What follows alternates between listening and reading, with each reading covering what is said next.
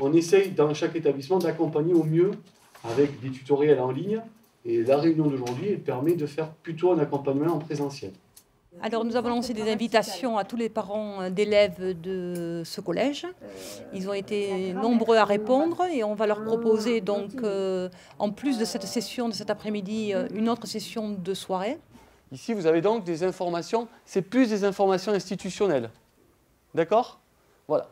Ensuite, ici, vous avez deux briques très importantes. La brique notes et absences, où vous allez suivre les résultats de votre enfant, ainsi que les absences qui seront signalées par la vie scolaire. Vous aurez ensuite une brique ici, cahier de texte, très important aussi pour suivre la scolarité de votre enfant. Je suis venu parce que je n'arrivais pas à accéder à son cahier de texte. J'aime bien savoir par un autre moyen que son agenda ce qu'il a comme travail à faire. Et je n'arrivais pas à me connecter. Et en fait, c'est pas que j'arrivais pas, c'est qu'il y a un bug. Confirmation de votre nouveau mot de passe, confirmation de votre adresse mail. Il faut la retaper par contre ici. Moi je ne suis pas du tout numérique, que c'est un peu ma hantise. Donc évidemment c'est pour ça que je suis là cet après-midi. C'est pour avoir des bases, pour suivre tout le numérique au niveau de mes deux enfants qui sont scolarisés au niveau de ce collège. Votre nouveau mot de passe. Là, il faut choisir un nouveau mot de passe pour les deux. Je trouve ça très très intéressant. Aujourd'hui, c'est pour ça que je suis là. J'ai même posé mon après-midi pour venir. Ça crée du lien entre forcément les parents et les enseignants à travers le site. Oui, ah c'est vous, d'accord. Je suis son prof de mathématiques. Enchanté aussi.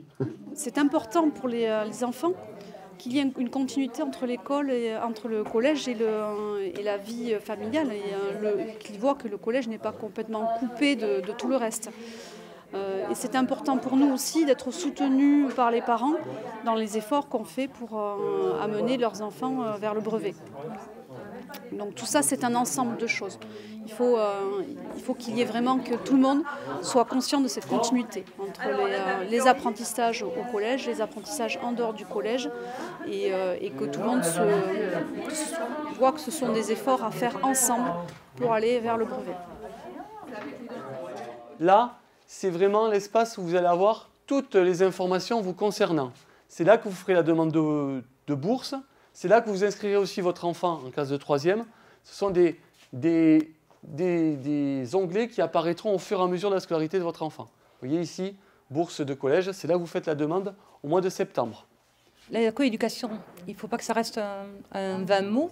Je pense que les professeurs sont maintenant bien conscients qu'ils ne feront pas sans les parents. Et je pense que ce qui est intéressant, c'est que les parents veuillent bien faire avec les professeurs un bout de chemin autour de la scolarité.